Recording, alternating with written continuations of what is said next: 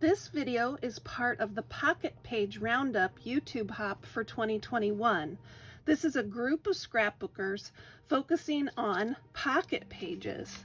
Our theme this month is Baby It's Cold Outside, and I've chosen to do a page about our January 1st ice storm here in central Illinois to go along with our theme. If you go to the video description, you will find links to all of the other scrapbookers participating in this hop. I'm Emily, and you found Emilee's Paper Caper, where we're all about scrapping our stash and getting pages done. If you're new here, please consider subscribing. Hit the subscribe button and bell icon so you don't miss any ideas. I'm new to pocket scrapbooking. I have a whole basket of pocket cards that I want to continue to use up, but I've mainly used those on traditional scrapbook pages. So when I saw the opportunity to participate in this hop, I thought, what a great idea to learn more about pocket scrapbooking and get ideas from the other channels participating. The photos that I'm using here were taken after our January 1st ice storm here in central Illinois. We had enough ice that it turned the power off across the area. We had multiple power outages, and we're lucky enough to set up a generator so that we could keep our power on. I've journaled about that on this pocket card, and I've selected some other pocket cards to go with this layout. One of my New Year's resolutions is also to sew more and doodle and draw more on my pages. So for two of the pocket cards, I decided to sew some snowflakes and some mittens, and then I doodled some snowflakes as well. To doodle, I use these outline pens that I got for Christmas. They're really cool. And to make the patterns of stitching, I used a template like this from Oriental Trading. Here's a close-up of both of these cards that I sewed and doodled on. I am looking forward to sewing a lot more on my projects. So I've selected my pocket cards. The pages I'm using have 4 vertical 4x6 photos and 4 stacked 3x4 pocket cards. Then on the other page, I chose to use a pocket page that has 4 6x6 papers. So I went into my stash to create my title with one of these 6x6 papers. It's a very pretty paper, and I said cold as ice, and I put a couple cute penguins. So I think I'm going to put that there. And then I have some really pretty wintry, shimmery 6x6 papers. So I'm going to use those as well for the background. Because my pocket page calls for vertical photos, I want to be sure to use vertical photos on this side. So let's see how this will work.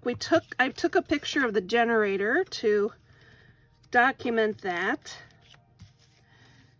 And you can see the ice is layered up on the trees. Then I'll put the pocket pages down the center. Over here, I have trimmed my photos so that they'll fit on the 6x6 papers.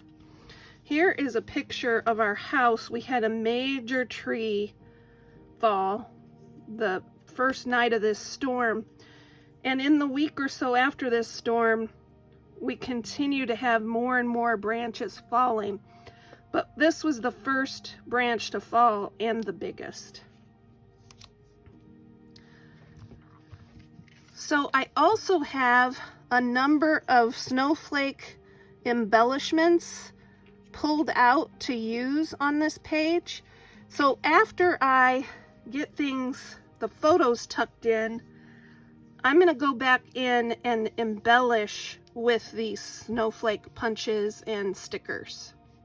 I think it would look nice to have some of the embellishments on the photos. So I'm gonna go ahead and add those before I put anything in the pockets. There's even some brads, snowflake brads that I want to use for my stash. So let's see how we do here.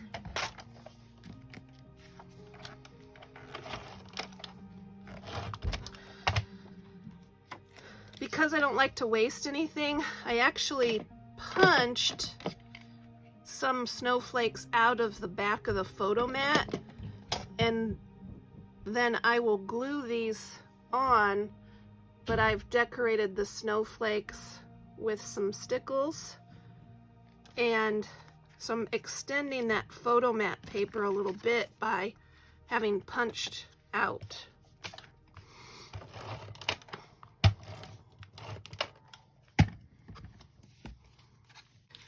I trimmed the photo mat down to 6 inches wide so that it would fit onto the 6x6 card. I used a couple of brads already on this photo mat. I went ahead and got that matted. There's a brad here and here, but I'm going to go ahead and add the brads to a couple of the corners on this photo now.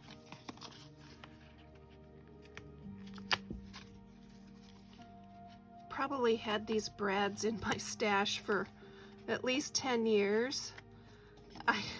I think I save things because they're so cool, and then after a while I'm like, why are you still saving those? You should use those. So here we go. Yes, indeed.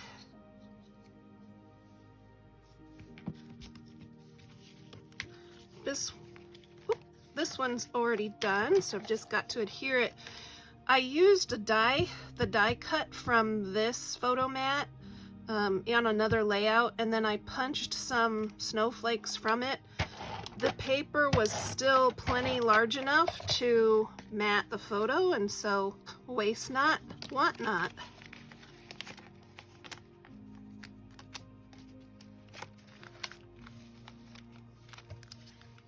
Wow, like I was saying, I have not done a lot of pocket scrapbooking, but I'm amazed at how quickly this page is gonna come together. Wow, this is fun.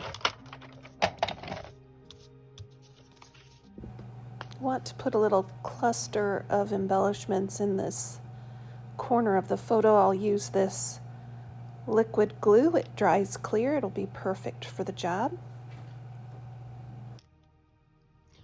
Because I used some liquid glue, I'll have to leave that set out to dry. Just kind of push it aside. Now I'll turn my attention to the left-hand page. Off camera, I will work to embellish the photos with some of the snowflake punches and embellishments, and then we'll come back and finish up the page.